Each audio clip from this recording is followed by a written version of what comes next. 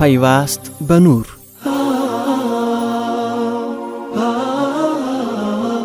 تاریخ بشریت مملو از داستان‌ها و خاطرات حق پرستان و حقجویان است که پروانه‌وار مسیرهای طولانی را در جستجوی حق پیمودند تا به حق رسیدند.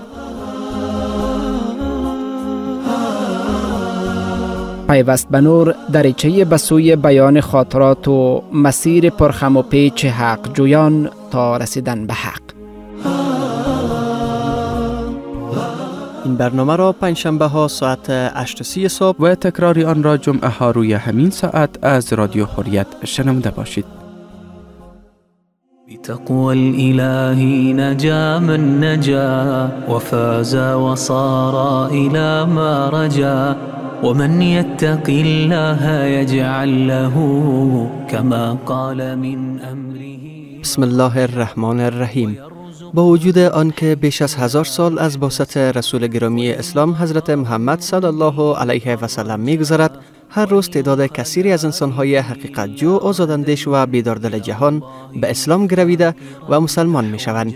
و آنگاه که علل گرایش و انتخابشان مورد سؤال قرار می‌گیرد، با وجود پاسخ‌های متفاوت و گوناگون، همه به یک نکته مشترک اشاره می‌نمایند و آن همسو بودن این دین آسمانی با فطرت و تبار درونی انسان‌ها، ورزش نهادن به کرامت ذاتی آنان است. اسلام نه تنها قوانین، اعتقادات و ریشه های فکری خود را از دسترس عقل انسان‌ها دور نمی دارد، بلکه همواره عقلانیت انسان‌ها را مورد خطاب قرار داده و شعور و ادراک ایشان را به داوری و قضاوت فرا می‌خواند. کما اینکه در کتاب آسمانی اسلام، قرآن کریم، آدمی با واژه‌های چون اولوالالباب یا صاحبان خرد، ولم تعقلون یا چرا عقل خود را به کار نمی‌اندازند، مورد تذکر و بیدار باش قرار گرفته است.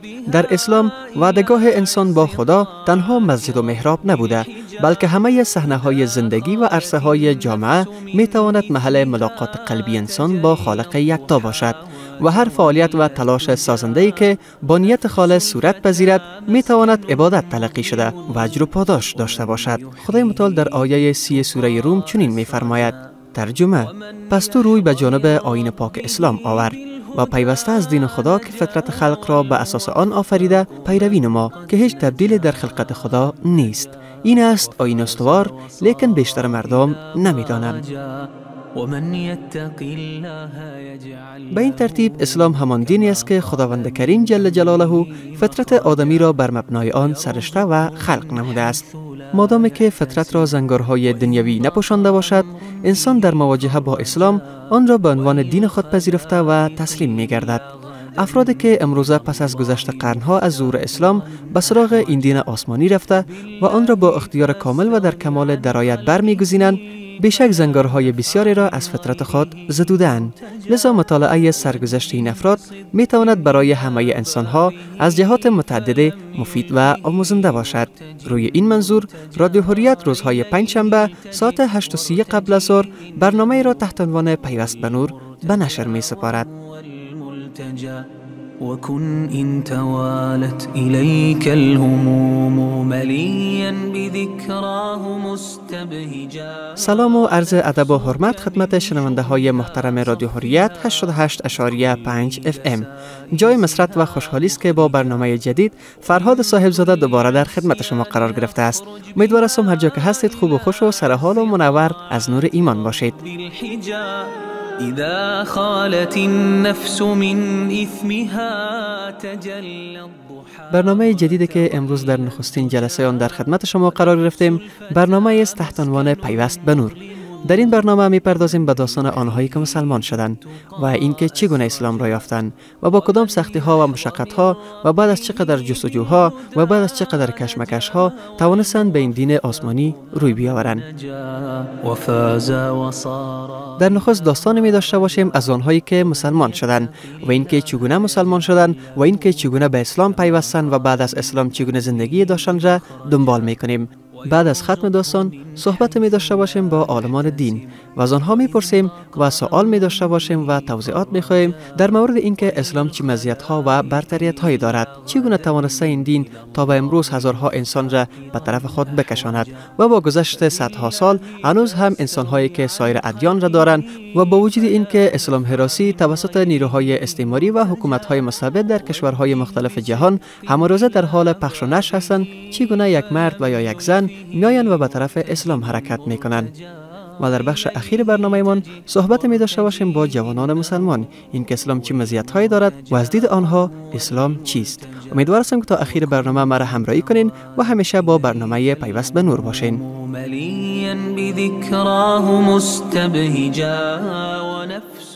داستان امروز ما اختصاص یافته به بانو امیره که در منطقه جنوبی آمریکا زندگی می‌کرد. پدرش کشش بود و آشناییش با اسلام توسط یک دختر فلسطینی رقم خورد و بعداً با یک مرد مسلمان ازدواج کرد. همکارم مختار سادات در مورد بانو امیره که تازه مسلمان شده مطلبی را تهیه کرده است. همه می‌رویم و داستان بانو امیره از آمریکا را شنونده می‌باشیم.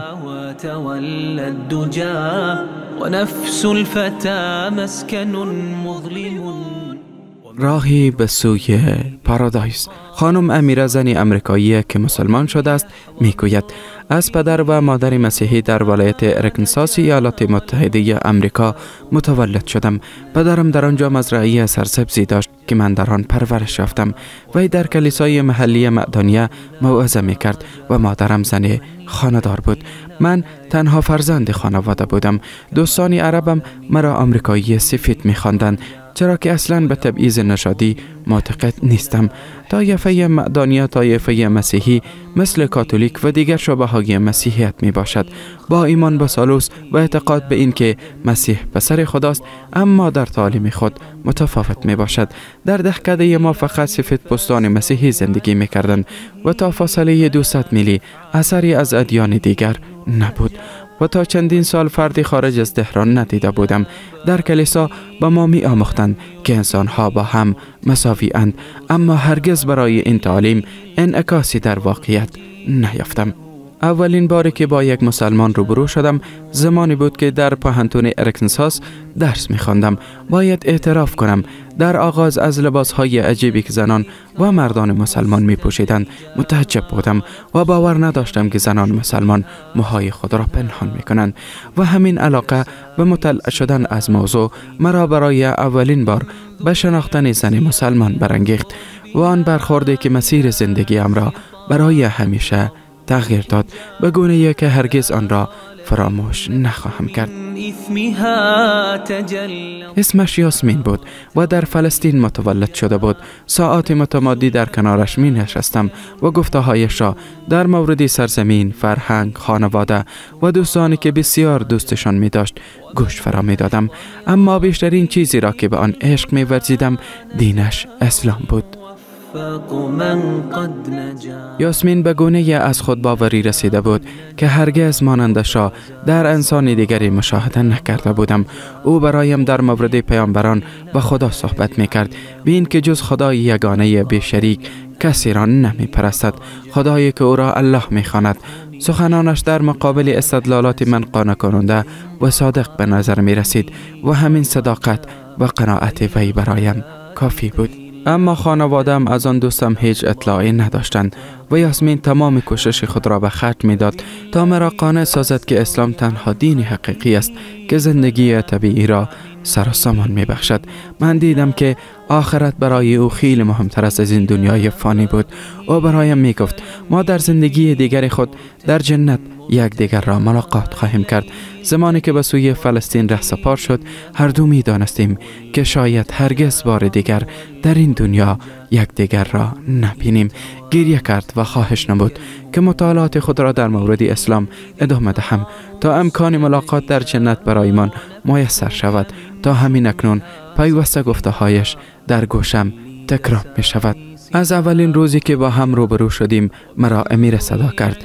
به همین دلیل هنگامی که مسلمان شدم این نام را برای خود انتخاب کردم و بعد از 2 هفته که از بازگشت وی به سرزمینش می‌گذشت، گلوله سربازان اسرائیلی در خارج خانه‌اش او را به شهادت رساند. این خبر را که یکی از دوستان عربیمان برایم نقل کرد، بدترین اثر ممکن را بر روحم نهاد. در خلال مدت زمانی که در پهنتون بودم با دوستان بسیاری که اهل خاورمیانه بودند روبرو شدم و از همان جا بود که با آموزش زبان عربی علاقه‌مند گردیدم، به خصوص هنگامی که یکی از دوستانم قرآن را می‌خواند و یا از طریق نوار آیات قرآن را می‌شنیدم. این زبان به طور خاصی زیبا به نظر می‌رسید و هر کس که همراهم از طریق اینترنت صحبت می‌کند و یا نامه‌ام را می‌بیند خواهد گفت که هنوز در مقابلم راهی دراز است. بعد از اینکه پهنتون را ترک کردم و به اجتماع کوچکم برگشتم، مسلمانی را نمیافتم تا با او انس گیرم، ولی تشنگی اسلام و محبت زبان عربی قلبم را رها نکرد و باید اعتراف کنم که این موضوع باعث شده بود که خانواده و دوستانم بسیار پریشان شوند. بعد از گذشت سالها با کسی دیگر روبرو نشدم که من او را نمونه از یک مسلمان درست می شمارم. برای بار دوم طرح سوال و آنچه که توانایی مطالعه‌اش را در مورد دین داشتم شروع کردم و ماها می گذشت و من مطالعه می کردم و خدا را می خواندم تا اینکه در 15 اپریل 1996 اسلام را پذیرفتم. مشخص‌ترین چیزی که مرا به اسلام قناعت داد در واقع باید آن را همه اسلام دانست و به خاطر آن است که هرگز اسلام را ترک نخواهم کرد. کلمه لا اله الا الله محمد رسول الله است. چون خانواده‌ام مشاهده نمودند که بیش از اندازه در مورد اسلام می‌آموزم، بر من خشمگین شدند و صحبت کردن با مرا جز در موارد نادر ترک گفتند و هنگامی که مسلمان شدم به طور کل با من قطع رابطه نمودند. حتی کوشیدند مرا به بیمارستان عقلی بسپارند، زیرا باور داشتند که من دیوانه شدم. قطع رابطه فامیل بزرگترین فشار را بر من وارد آورد و احیانا دعا می‌کردند که خدا مرا به دوزخ ببرد. بعد از سپری شدن 2 روز از انفجار سعودی، خانواده با من صحبت کردند تا بگویند مامایت در این انفجار کشته شده و دوستان تروریست من مسئول قتل اویند، بنابراین دست تو هم به خون مامایت آلوده شده است. روزهای متمادی گریه کردم، اما ایمانم به قوت باقی بود و توانستم از آن مصیبت به سلامت گذر کنم. کوشیدم با خانواده مرتبط شوم، ولی آنان پیوسته مرا رد کردند. حتی شماره تلفن‌های خود را تغییر دادند. کار به جای رسید که یکی از نزدیکانم علیه من اقامه دعوا نمود. به صورت قانونی مرا از نزدیک شدن به خانه‌اش منع کرد. مادرم نیز یکی از آنها بود. هنگامی که از بازار برمیگشتم دیدم روی ماشینم با رنگ فشاری نوشته بودند دوستدار تروریستان. شبی در پارکینگ مردی به من حمله کرد، به شدت مرا لطکوب نمود، ولی دستگیر شد و هنوز در زندان به سر میبرد. چندین بار موترم را خراب نمودند و دائما در نزدیکی خانه ام شب هنگام داد و فریاد و صدای انفجار آتشین به گوشم می رسید و زمانی که لباسهای اسلامی و پتلونهای خود را به خشکشویی که در همسایگی ما قرار داشت بردم، به من گفت که لباسهایت گم شده است. فقط پتلونم را مسترد نمود و تهدیدم کرد که از او شکایت نکنم. در وقت نوشتن این موضوع غرق مبارزه با محاکم هستم و همین اکنون نمیتوانم مناقشات آنها را افشا کنم. با وجود این که مرتکب هیچ جرمی نشدم، محکمه مرا از این که از شهر بیرون روم منع کرده است، اما به خواست خدا هرگز در این جدال آنچه را میخواهند به دست نخواهند آورد و برای یاسمین دوستم و عزیزم، خواهر اسلامی ام و اولین کسی که برای اولین بار اسلام را از طریق وی شناختم میگویم میدانم اکنون که من مسلمان شدم تو خوشحال و خندانی و به زودی تو را در بهشت خواهم دید. من این سطور را برای کسب دلسوزی و به دست آوردن رحمت مسلمانان نمی نویسم، اما از همه تان می خواهم که مرا در نمازهایتان دعا کنید و از تمام روزنامه نگاران و نویسندگانی که این مقاله را نشر می کنند سپاس گذارم. وإن ضاق أمر به فرجا وأي الخلائق. تشکر میکنم از همکار عزیزم مختار سادات بابت تهیه مطلب زیبایشان. واقعا شنونده های عزیز، شنیدن داستان آنهایی که تازه مسلمان شدند در قلب انسان و خصوصا در قلب مسلمان نوری از ایمان را زنده می سازد. بخش دوم برنامه من اختصاص یافته به صحبت با عالمان دین. در این بخش برنامه موضوع ما صحبت در مورد این است که آیا مطالعه کردن زندگانی آنهایی که تازه مسلمان شدند چه مزیتی میتونه داشته باشه برای آنهایی که مسلمان هستند. روی همین منظور صحبت داشتیم با استاد یاسین فاضل، استاد پوهنتون. از شما دعوت می‌نماییم تا به صحبت جناب استاد توجه کنین. بذكراه مستبهجا ونفسك من شؤمها. بسم الله الرحمن الرحيم. الحمد لله وكفى والصلاة والسلام على عباده الذين اصطفى. اللهم رب يسر ولا تعسر وتمم بالخير. شنونده های عزیز، یکی از موضوعات مهم و اساسی در دین اسلام موضوع دعوت و دعوتگری هست. چنانچه دعوت و دعوتگری دارای احکام، آداب و روش‌های مشخص و معین هست و تمام افراد مؤمن و خاصتا علما، دانشمندان و دعوتگران مکلف است تا کسانی که از ایمان، نور، درخشش و از ارزش‌های اسلامی بیخبر و بی‌بهره هستند، برای از اونها آگاهی و با استفاده از روش‌های دعوتی ایشان به طرف اسلام و ارزش‌های اسلامی دعوت شوند. موضوع مطالعه، تحقیق، پژوهش و آگاهی نسبت به چگونگی زندگی کسانی که جدیداً به اسلام رو میارند و چگونه به اسلام رو میارند و استقامت و پایداریشان بعد از اسلام چگونه هست از موضوعات مهم و اساسی است که باید جامعه اسلامی و خصوصا دعوتگرا از آن مطلع باشه و پیرامون نو مسلمان شده ها مطالعه و آگاهی کافی داشته باشند. می شود که اهمیت و فواید آن را در نکات ذیل خلاصه نمود. یکی از مفاد و اهمیت مطالعه پیرامون زندگی نو مسلمان شده هایی است که در حقیقت برای دعوتگرا درک بهتر و تجاربی را شریک میکنه تا اینکه اینها بتانند با استفاده از درک از واقعیت هایی که کدام افراد به چه شکل ایمان آورده است از آنها درک دقیق تر داشته باشه و در عرصه دعوت و دعوتگری کمک بکنم. دوم، مفاد مطالعه پیرامون نو مسلمان شده ها به این برمیگرده که آنها بیشتر توسط مسلمان ها درک میشه که بعد از سپری نمودن چی چالش ها به چی موفقیت های دست یافته و مسیر اسلام را برگزیده است. مفاد دیگر و اهمیت دیگری که در این مطالعه تعلق میگیره توسعه منابع آموزشی و حمایتی برای نو مسلمان شدگان است. بدین معنا که مطالعات در رابطه با نو مسلمان شدگان و چگونگی ایمان آوردنشان میتواند به توسعه منابع آموزشی و حمایتی که به نیازهای خاص نو مسلمانان پاسخ بدهند کمک کنند.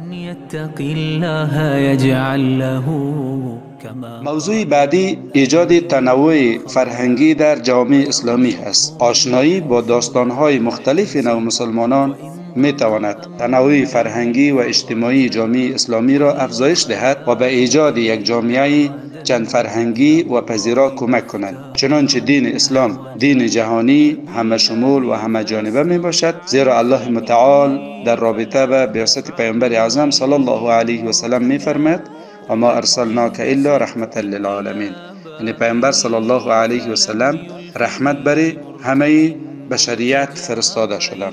موضوع بعدی افزایش درک و همدلی است. با درک از واقعیت ها، تحمل سختی ها و دشواری هایی که نو مسلمان متحمل میشه، در اینجا همدلی، درک، همکاری و تعاون نسبت به آنها در بین مسلمانان افزایش می‌یابد. موضوع بعدی بهبود روش های دعوت به اسلام است. چنانچه قبلا هم تذکر رفت، وقتی که دعوتگران از وضعیت نو مسلمان شده در قبل از اسلامش، وضعیت زندگیش، وضعیت شغلش، تعامل و برداشتش نسبت به اسلام و چگونگی ایمان آوردنش آگاهی حاصل میکنه، این دانش و این تجارب میتونه که دعوتگران بیشتر کمک و بیشتر حمایت بکنه، دعوتشان مؤثر شود. اهمیت بعدی را میتوان در تقویت ایمانی ذکر کرد. چنانچه خواندن داستان‌های الهام بخش از افرادی که اسلام را پذیرفته میتواند ایمان و تعهد مسلمانانی که قبلا ایمان داشته است تقویت بکنه و نسبت به سهولت‌ها و کهالت هایی که داره اینا را هوشدار بده و آگاه بسازه.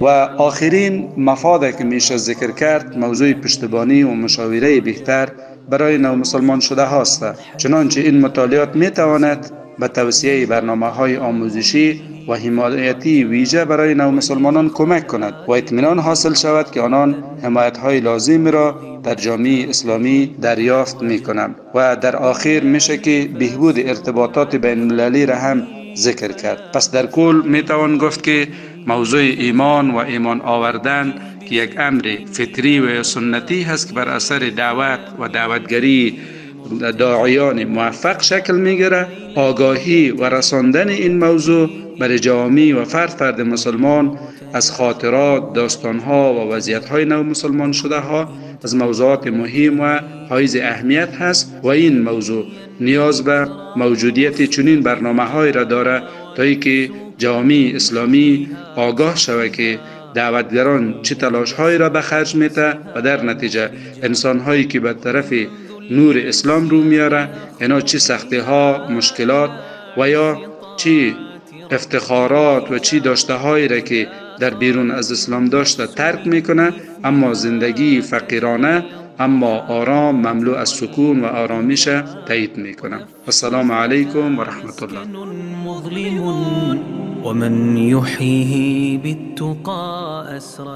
سپاس و امتنان از استاد یاسین فاضل، استاد پهنتون. در بخش سوم برنامه خود قرار داریم. بخش سوم برنامه من اختصاص دارد به صحبت با جوانان مسلمان. همکارم با یکی از جوانهای مسلمان مصاحبه کرده و در مورد نعمت مسلمانی از برادر نازنینمان سوالاتی داشته. از شما تقاضا میکنم تا شنونده پیام برادر گرامی من باشید.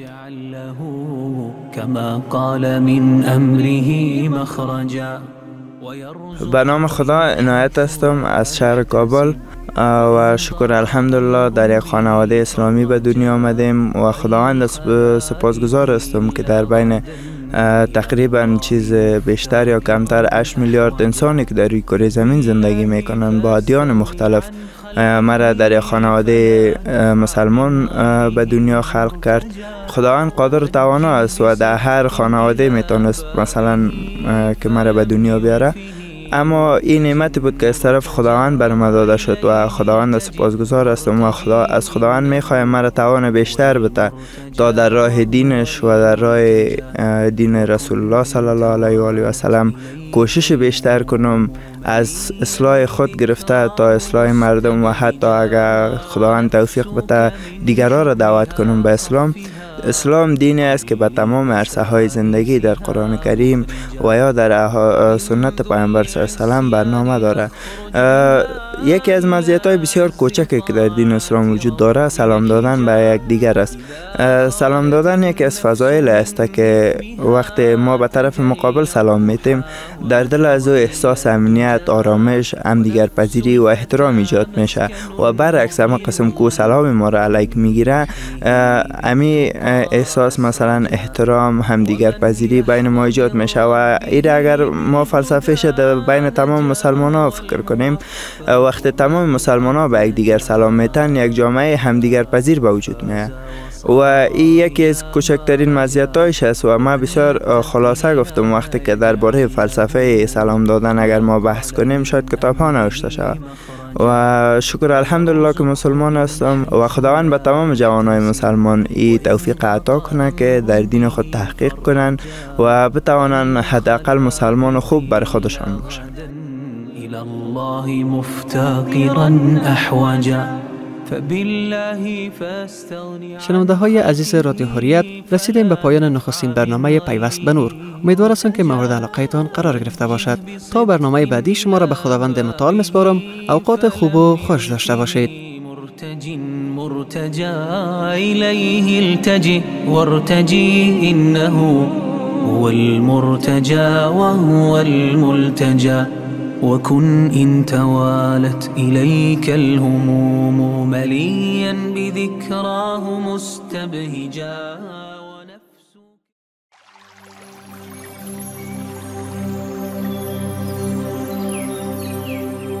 پیوست به نور.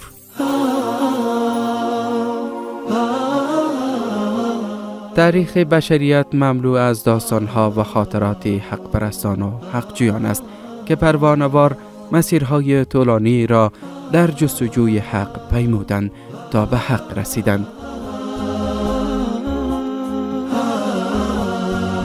پیوست به نور دریچه به سوی بیان خاطرات و مسیر پرخم و پیچ حق جویان تا رسیدن به حق. این برنامه را پنجشنبه ها ساعت 8:30 صبح و تکراری آن را جمعه ها روی همین ساعت از رادیو حریت شنونده باشید.